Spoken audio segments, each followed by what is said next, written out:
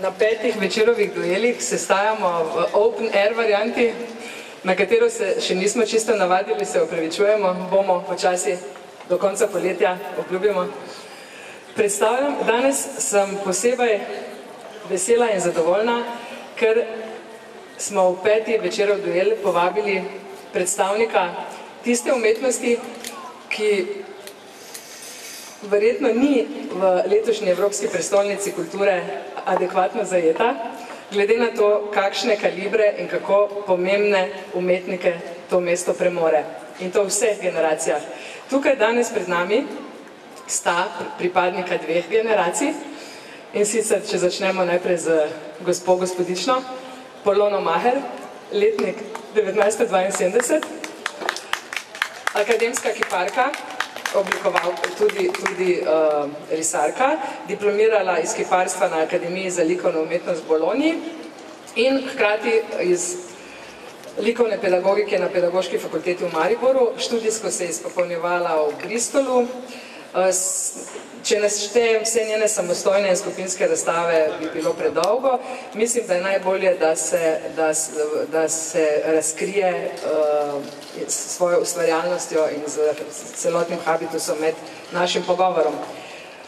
Naš drugi predstavnik, duelist, je pa Otto Rimele, letnik 1961, 62, malo sem ga postarala, prosti. Akademski slikar in tudi glasbenik, tudi oblikovalec, tudi scenograf, končal na Akademiji za likovno umetnost, diplomiral iz slikarstva pri profesorju Emeriku Bernardu, študij nadaljeval na specialki za slikarstvo pri profesorju Janezu Berniku, se je izpopolnjeval po Evropi in tudi v ZDA. Danes je redni profesor za slikarstvo in risbo na Pedagoški fakulteti v Mariboru, predava tudi na Ferju in je prvi prorektor za umetnost na Mariborski univerzi, kar mislim, da je tudi velik dosežek, glede na to, da Ljubljanska univerza ima prorektorja za umetnost, Mariborska je pa v tej novi garnituri na čelu z dr. Danielom Reboljem tudi dobila umetnika v svoje najvišje telo. Da ne bom predolga s tem naštevanjem, Otto je tudi bil član pomembne likovne skupine Mi, v kateri so bili Darko Golja, Samuel Grajfoner, Samo Pajek, Zdravko Jerkovič, Irena Čuk.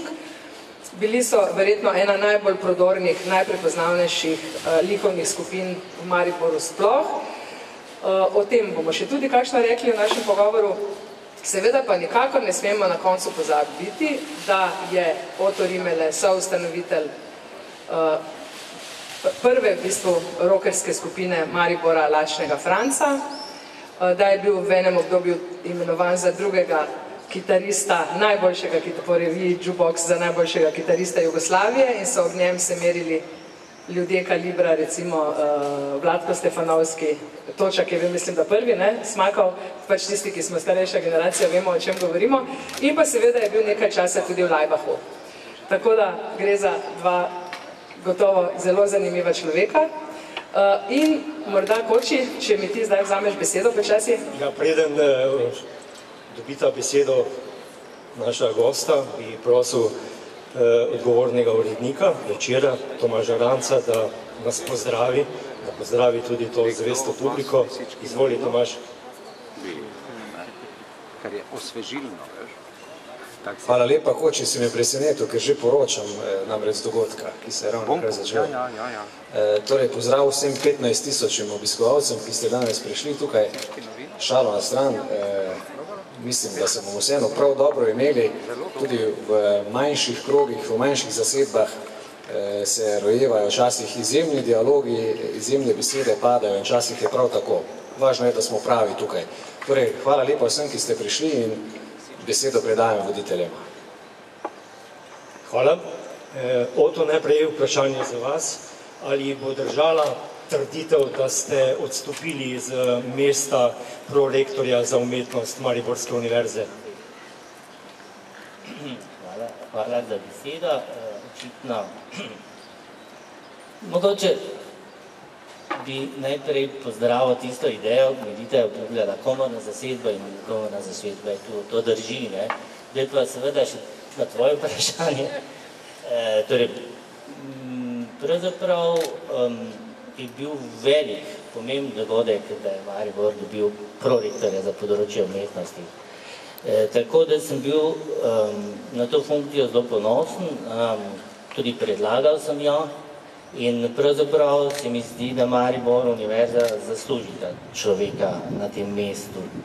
Res pa je, da pravzaprav se življenje odvija po svoje in lahko bi rekel, da malenkost sem imel težave z zdravjem v zadnje čase in pravzaprav tudi neke pomisleke, o katerih bomo lahko še debatirali, o tem, kako naj nastane akademija, ali je to okolje, govorim o univerzitetnem okolju, govorim tudi o regiji kot taki, Mariboru, v tem trenutku pripravljeno sprejeti akademijo in kaj pravzaprav, torej včasih v šalih rečem, če bi želeli akademijo ustanoviti jutri, bi moral jaz biti titan in imeti vsaj še 15 titanov nekje zadaj, ki bi mi pomagali to narediti. Žal sem pa samo Oto in sam. Toliko za začetek, oziroma vse dela. Kaj to pomeni? To pomeni, da se počasi poslavljam od prorektorske funkcije. Danes je ob 18. uri bila zanimiva predstava ali pa zanimiv pogovor na ravni univerze. Če se ne motim, ste ob 6. v veliki dvorani univerzitetnih prostorov govorili o obnašanju, bontonu in lepem oblačenju, pa me zanima, če si bil tam? Ne. Torej jaz poskušal sem delovati skozi na področju umetnosti.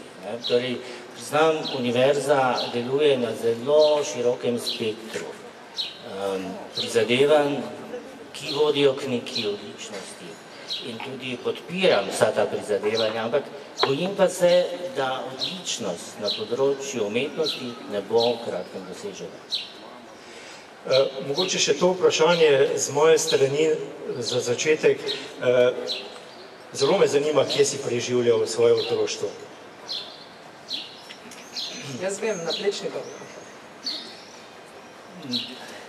Pravzaprav smo začeli nekje v centru mesta, torej pri bivšem radiu Maribor, tam je bil eno dvorišče in tam je bila tudi ekspres tajnica, prijazne tajnice, ki so me imele rade kot otroka in tam sem potem tu in tam zahajal, dobil kakšne bombone. Spominjam se nekega dneva, ki je bil poln toče. To so zdaj začetki. Potem smo, torej živeli smo v sobi, veliki sobi, ki je bila pregrajena na 2 dela. En del je bil dnevna soba, drugi del pa je bila kuhinja in vse ostalo. Okna smo tudi imeli, eno manj. Potem smo šli na Tezno, ker je bil moj oče delavec v Tamu, kar je logično.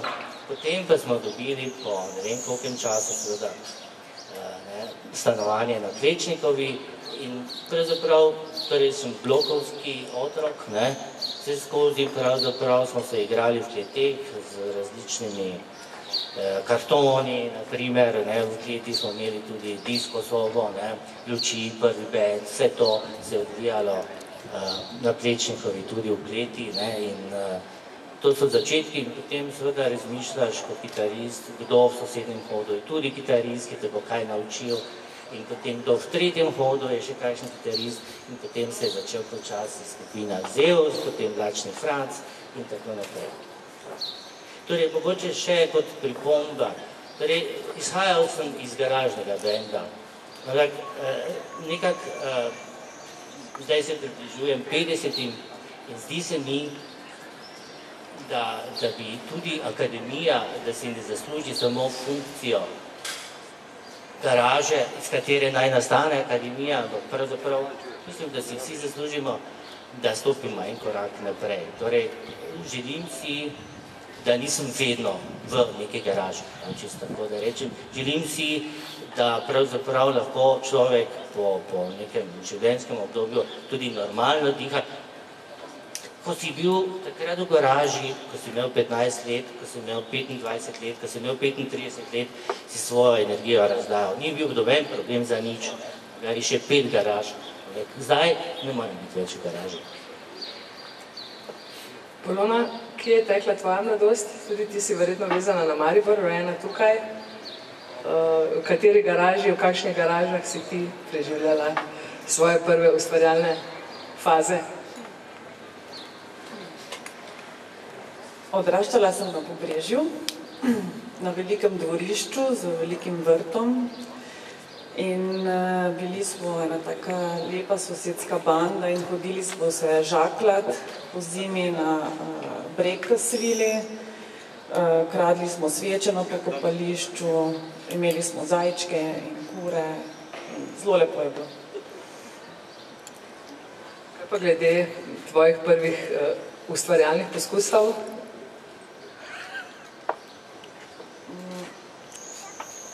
Glasba ne, glasba nikoli. Ne, odzmeraj vizualno področje, ročne spretnosti in moja prva učiteljica v osnovni šoli me je takoj zagrabila in jaz njo. Da pa grem tudi k hardcoru, s katerim je začel Koči, Akademija, umetniška, univerzitetni vrh. Tudi ti si ob bolonski diplomi diplomirala na tej univerzi, pedagogike likovne. Tudi ti imaš verjetno do tega nek odnos, kako ti čutiš te bitke oziroma ta previranja, ki se dogajajo zdaj? Ko razmišljam o svoji študijski zgodbi za nazaj, se je zdelo v prvem trenutku mogoče malo nesrečna, ker sem si želela na Ljubljansko akademijo, kamor pa nisem bila sprejeta, zato sem ostala v Mariboru in se vpisala na likovno pedagogiko. Ampak sreča v nesreči je ta, da sem kasneje dobila štipendijo in šla študirati v Bologno. In ta izkušnja me je na nek način prerodila. Zelo sem hvaležna Italiji, Italijanom, ker so mi pokazali drugačne svetove in spoznala sem drugo kulturo, druge svetove. Zaznala sem, da svet ni samo tukaj. Veliko govorimo o najrazličnejših intervencijah. Zdaj v zadnjem času, recimo desetletje, mogoče celo več, se govori o nekih intervencijah v prostoru. Kaj bi lahko razložili to sintagmo, ta pojem, kaj pravzaprav ta intervencija tudi po neki novodobni teoriji pomeni?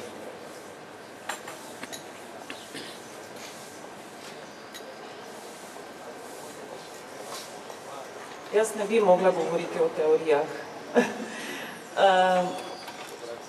o praksi. Mogoče je neka novodobna beseda, ravno ta intervencija v prostoru. Jaz mislim, da to že od nekdaj obstaja. S tem, da zdaj se to na drug način predstavlja, se promovira.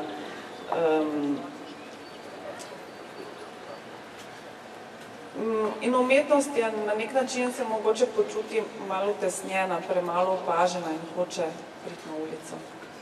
Zato so tudi nenavadni predmeti, nenavadna gradiva se uporabljajo. Vi recimo v svojih zadnjih razstavah, recimo se spomnim v Ljubljani leta 2001 ali 2002, ste pravzaprav uporabili vse, kar je za umetnost, ali nenavadno, imaginarno, čeprav zelo praktično, pa tudi tista razstava je tudi pokazala, kako se da umetnost na nek drug način ustvariti, tako da je tudi zanimiva za najbolj preprosto oko. Vi ste uporabljali vrvi, blago, razne žice in tako naprej. Celo poimenovali ste, po moje, zaradi tistih žic, krinolinije, če se ne motim, se imenuje nek projekt. In me zanima, zakaj pravzaprav nastajajo neke nove, nenavadne zadeve zaradi materijala ali zaradi tega, kar ste rekli, zaradi umetnosti, ki je bila na nek način utesnjena dolgo časa?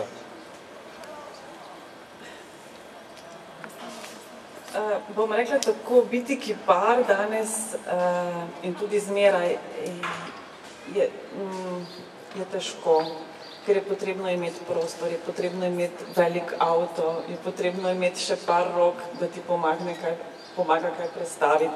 Te stvari, ki jih potem pripelješ domov iz galerije, treba nekam pospraviti.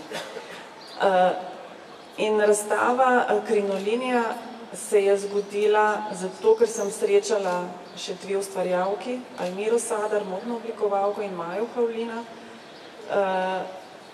In smo skupaj debatirale, torej vsaka svojega področja, kaj bi lahko naredile. In to se mi zdi fino. Meni največ pomeni proces dela. In ta razstava je bila leta 2008 v galeriji Vžigalica v Ljubljani.